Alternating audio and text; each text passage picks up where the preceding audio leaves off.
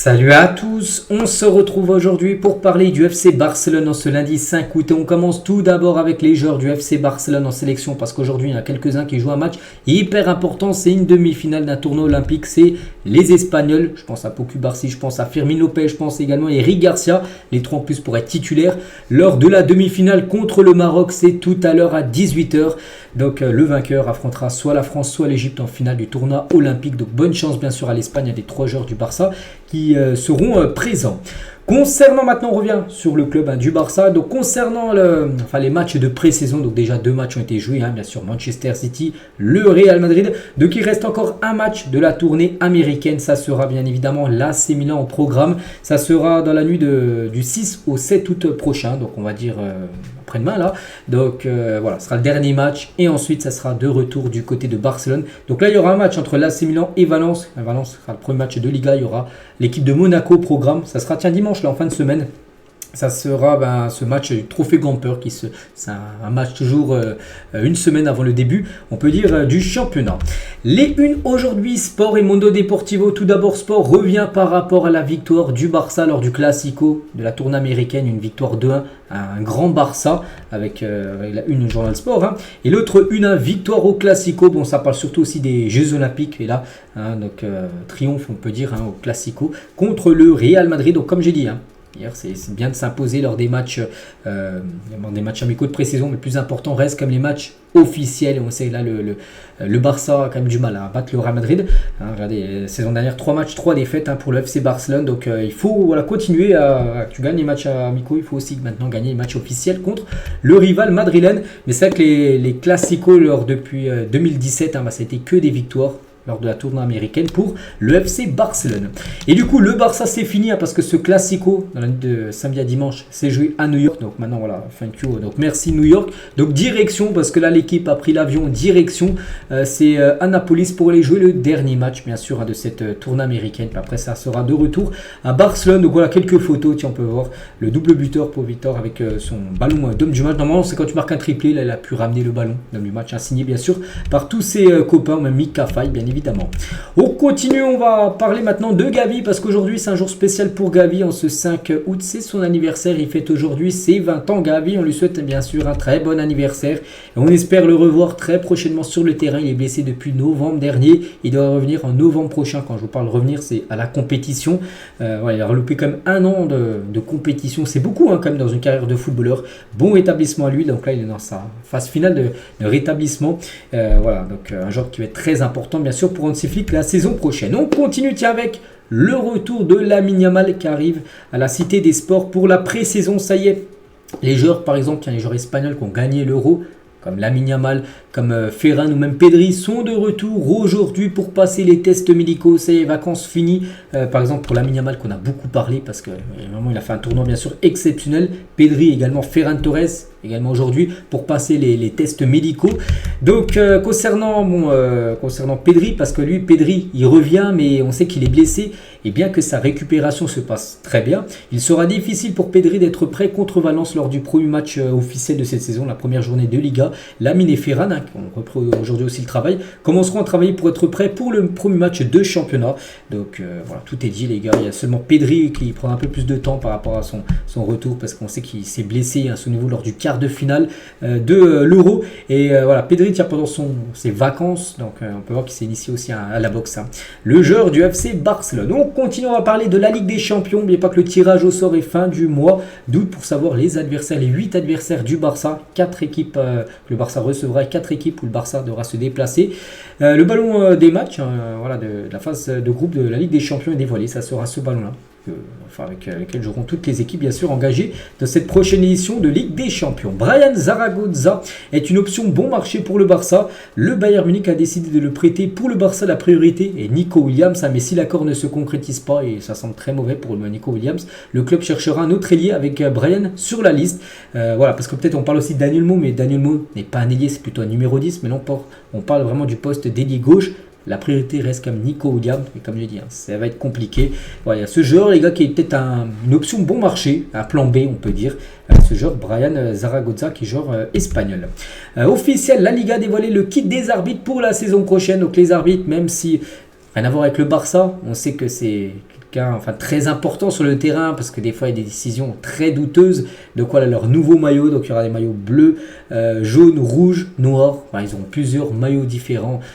Les arbitres, tout dépend, les équipes porteront quel maillot lors des rencontres. On va parler d'un journaliste, il a parlé bien sûr du jeune Marc Bernal. Donc quand un milieu défensif marche 80% du temps quand son équipe a le ballon et ne rate pas 80% de ses passes, cela signifie qu'il est toujours très bien positionné, il trouve la meilleure passe. Il s'agit de Marc Bernal, seulement 17 ans, qui a fait une très grosse, qui fait actuellement une très grosse pré-saison, on a pu le voir là, lors du dernier match contre le Real Madrid. C'est vrai que c'est un joueur pour le futur, il est milieu terrain défensif, il a seulement 17 ans, encore un crack qui sort de la Masia. Et tiens, Marc Bernal avec un certain Lamine Yamal il y a quelques années quand les deux étaient dans les catégories jeunes, même si Lamine Yamal donc lui il a percé parce que maintenant c'est un cadre de l'équipe première, et ben Marc Bernal pourrait faire la même chose, parce que quand on voit le talent du joueur, on se dit qu'il y a des chances qu'il soit très prochainement dans l'équipe première dans le futur. Le jeune Victor Roque est déterminé à continuer du côté du Barça et à impressionner Hansi Flick. Le club a plusieurs offres de prêt de clubs européens et avec l'arrivée possible de Nico Williams et Daniel Mo. Nico Williams reste, ça reste toujours compliqué.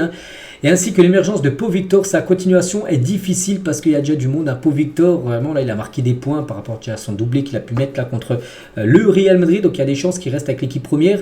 Donc pour Victor, c'est un numéro 9. Donc pour Victor Roque, c'est pas du tout une bonne nouvelle. Bien sûr, si pour Victor commence à avoir du temps de jeu, alors que Victor Roque, lui, il n'en a pas, ça sent le départ. Voilà, on peut dire de Victor Roque. Et Victor Roque a une fois de plus rejeté une nouvelle offre d'Al Hilal au cours des 24 dernières heures. Après le refus de la proposition initiale, Victor a de nouveau dit non, tout simplement, à ce club saoudien. Après, il n'a pas dit non sur un départ, mais voilà, en Arabie Saoudite c'est non. Peut-être qu'il partira en première ligue, en Ligue 1, en Serie A ou en Bundesliga peut-être, mais voilà, en Arabie Saoudite il ne veut pas aller jouer du côté de Al Hilal.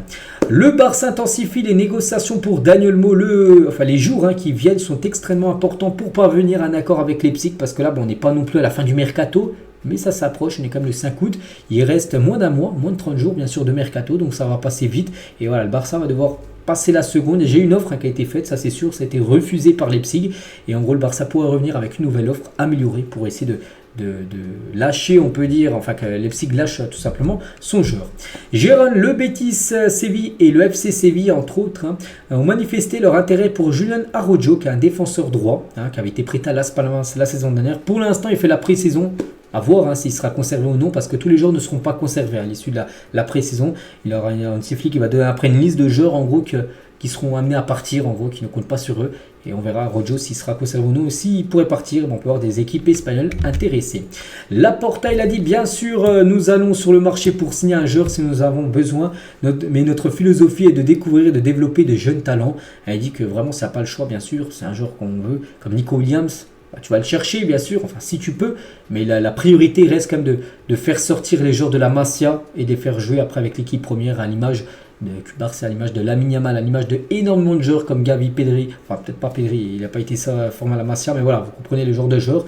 Donc voilà ce que peut dire Laporta.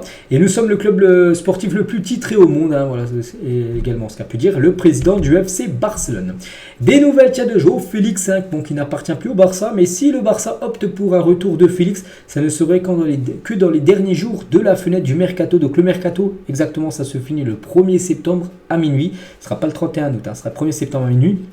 Et en gros, dans les derniers jours, peut-être le 29, le 30, le 31 août, voire peut-être le dernier jour du mercato, le 1er septembre, le Barça, s'il y a moyen, essaiera de le faire revenir. Voilà, comme ça s'est passé l'été dernier. N'oubliez pas qu'il avait signé le dernier jour, dans les dernières heures du mercato. Lui et Cancelo, ça a été officialisé le 1er septembre 2023. Donc voilà, ça pourrait peut-être être la même chose, bien sûr, pour ce joueur. Pourquoi pas un nouveau prêt, bien évidemment. Et pour l'instant, on peut voir qu'il est inclus comme de l'équipe de l'Atlético Madrid pour le déplacement à Hong Kong. Ils font une tournée asiatique, l'équipe de l'Atlético. Il est bien dedans, João Félix, on peut le voir là tout en bas, à droite. Des sources du Barça confirment qu'il travaille avec la Liga pour jouer quelques matchs de championnat aux États-Unis. Bon, ça, je pense pas que ce soit une bonne nouvelle. Donc, c'est-à-dire que certains matchs, peut-être le Classico, ce serait dommage, comme que le Classico, imagine, c'est le Barça qui reçoit et du coup, il ne se passerait pas à Barcelone, il se passerait plutôt aux États-Unis, mais il devra avoir quelques matchs dans le futur. Voilà, des matchs du Barça du côté des États-Unis, mais là des matchs officiels, pas des matchs de pré-saison. Marc Guiuc a quitté, on sait, le club pour prendre la direction de Chelsea. C'était une décision difficile de quitter Barcelone, mais j'ai toujours voulu jouer en Première Ligue et je ne suis pas parti à cause d'un problème de contrat. Jouer en Première Ligue était un rêve et Chelsea est un grand club avec une grande histoire. Moi après, Je pense il pouvait bien sûr, ça peut être un rêve bien sûr pour jouer en première ligue, mais il avait le temps, il a je sais pas 18 ans, il avait le temps de rester encore quelques années au Barça, 3-4 ans, puis après bien sûr filer en première ligue, et bien sûr l'appel aurait été aussi intéressé par Marguerite d'ici quelques années, mais voilà, il a fait le grand saut, on peut dire très tôt, et ça du côté de Barcelone, ça passe très moyennement qu'un tout jeune joueur où il y avait un gros espoir sur lui, quitte le club pour seulement 6 millions d'euros, c'est quand même très peu d'argent. Le Barça est très content des performances de Pau Victor et pour le moment il ne veut pas se séparer de lui bien évidemment, et le Barça veut que Pau Victor soit un joueur de l'équipe première, donc de base c'est un joueur de l'équipe réserve, mais en gros avec ce qu'il montre en équipe première là actuellement avec la pré-saison, il y a des chances que peut-être Hansi Flick le conserve avec l'équipe, le groupe pro pour la saison future. Être un super sub de Lewandowski, c'est une option totalement réalisable. Nico Williams est de retour de vacances, est arrivé à Bilbao. On parlait tout à l'heure de Lamine Yamal par exemple qui est de retour au centre d'entraînement du Barça pour les tests médicaux. Pareil pour Nico Williams, mais à Bilbao. Et on en saura beaucoup plus là certainement dans la semaine, et enfin peut-être il sortira du silence pour dire oui je reste à Bilbao, oui je vais ailleurs, au Barça ou une autre équipe, on ne sait pas. Mais là, tout devrait se décanter concernant le futur de Nico Williams. Initialement, le Barça avait prévu de ne pas proposer de renouvellement à Sergi Roberto, mais il l'a fait plus tard avec une offre à la baisse. Le club ne lui a pas non plus donné de garantie quant à son enregistrement en Liga. Le joueur n'a pas accepté ses conditions, c'est pour ça qu'il va bien quitter bien sûr le Barça. Donc le Barça voulait bien le prolonger, mais ils ont dit on n'est pas sûr en gros de t'enregistrer en Liga parce qu'à cause du fair play financier, en gros s'il y en a on t'enregistre, mais si on n'a pas, en gros on ne pourra pas t'enregistrer et tu devras trouver un nouveau club. Mais voilà, vraiment dans les dates en septembre, tout ça, il n'a pas accepté ça, parce que c'est quand même un peu un manque de respect quand même. Et du coup, voilà, c'est pour ça qu'il devrait changer de club tout simplement. Sergi Roberto qui est une légende pour moi du Barça, bien évidemment. On continue avec N'Golo Kanté. Le Barça refusait N'Golo Kanté. Ce nom avait circulé depuis plusieurs semaines, c'est vrai, j'en ai parlé il y a quelques jours là, mais Hansi Flick a finalement décidé de dire non, de rejeter cette piste en gros, préférant faire confiance aux jeunes de la Masia à ce poste. Et on finit les gars avec Léo Messi, parce qu'en ce 5 août, ça revient 3 ans jour pour jour en arrière, c'était cette conférence de presse de Messi en pleurs parce que le Barça annonçait le départ de la légende Léo Messi. N'oubliez pas Messi, c'est 778 matchs au Barça pour 672 buts et 305 passes D, c'est exceptionnel. Là on est quasiment à plus de 975, enfin 17 buts et passes D en 778 matchs. Je ne sais pas si vous vous rendez compte, c'est fou. En plus, si on ajoute tous les titres, donc 1,3 implications dans les buts par match. Donc voilà, ce joueur, il y a 3 ans jour pour jour, va quitter le club et annonçait quelques jours après son arrivée du côté du Paris Saint-Germain. Donc voilà les gars ce qu'il y a à dire aujourd'hui. J'espère que ça vous a plu. On se retrouve demain, bien évidemment, demain mardi pour le prochain numéro. Je vous souhaite une très bonne journée et à demain.